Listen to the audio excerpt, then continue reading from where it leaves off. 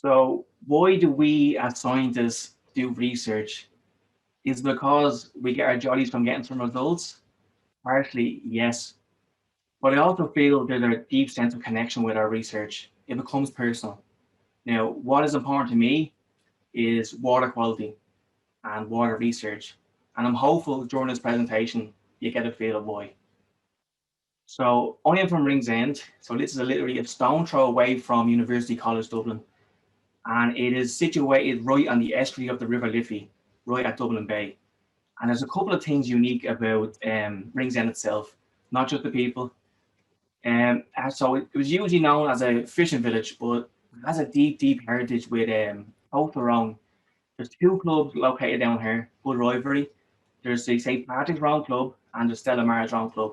These clubs go back almost 85 years. Now, I've been rowing on and off since I was about 8 years of age.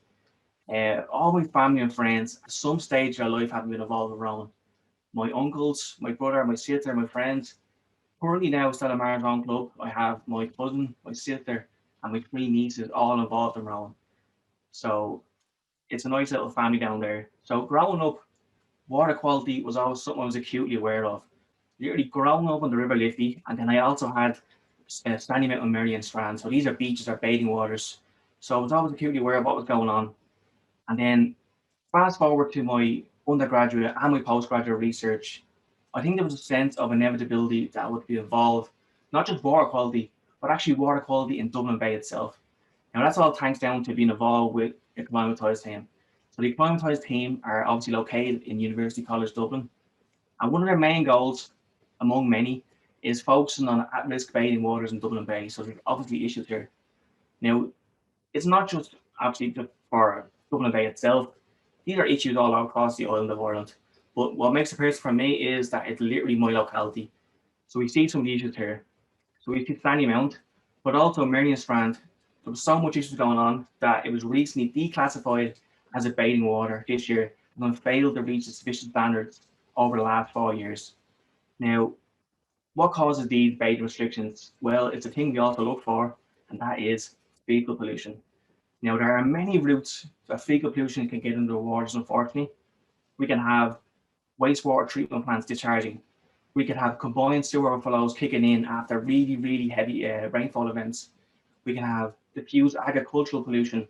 We can have sewer misconnections. Unfortunately, there are just many, many routes for fecal pollution to make our way into our water bodies.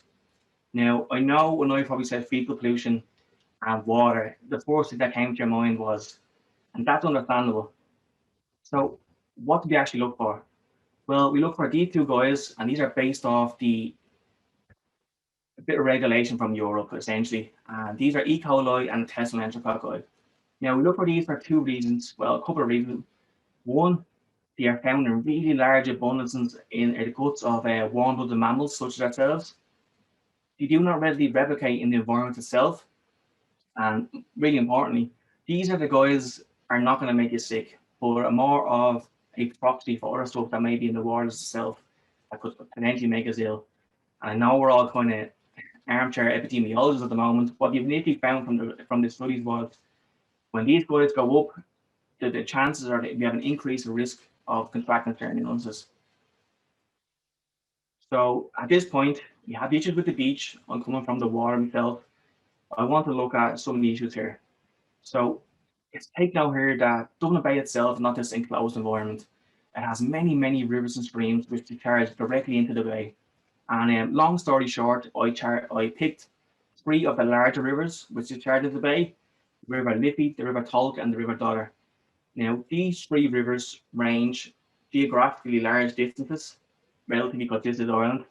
So the potential for these rivers to pick up different types of pollution and biological sources from their actual source to their ultimate discharge is quite high.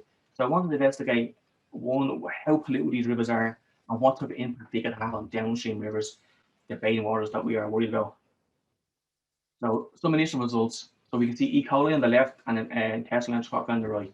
I think the most striking thing, and what's really evident, is we have increase of fecal pollution as the river Liffey moves from the source to discharge. I just use one example here, or we can look at the other way, is that there's decrease of water quality as it moves from the source. And this red line will indicate poor, with anything above that, unfortunately. So at this point, these rivers obviously travel a long way.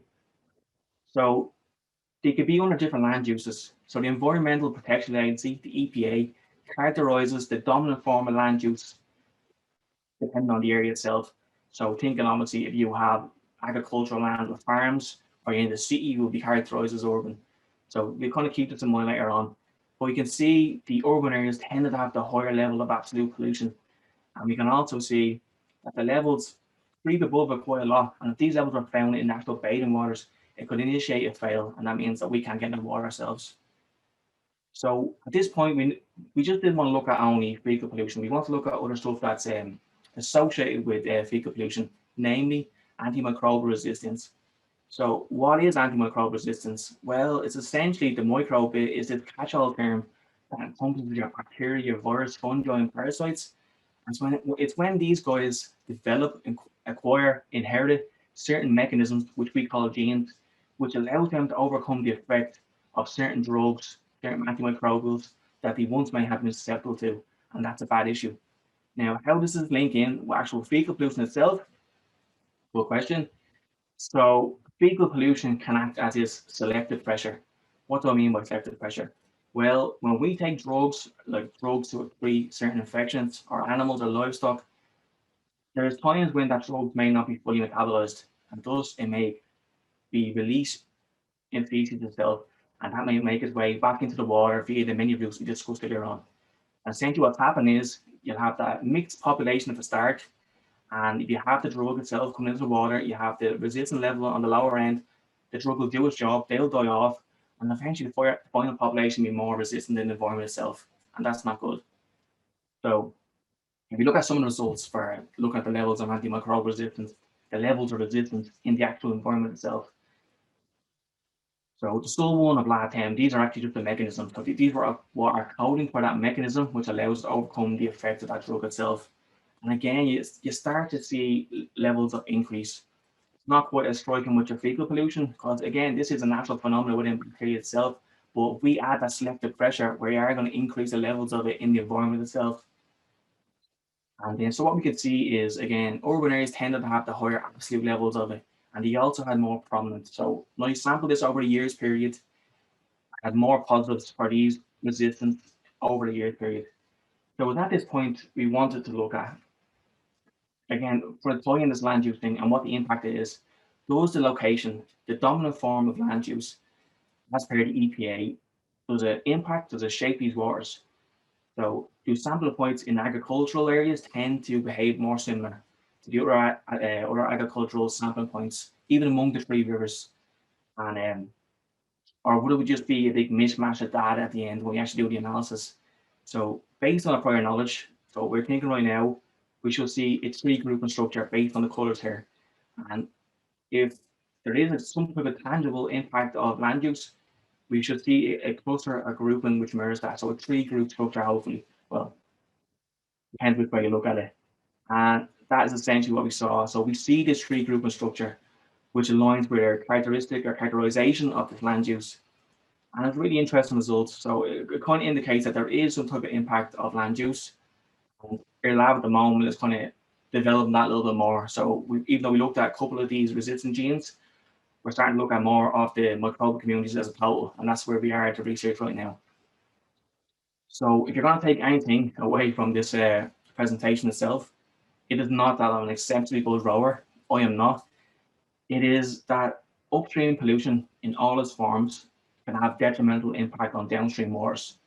Now, if COVID has taught us anything over the past year, is that the environment itself can be an outlet for many of us.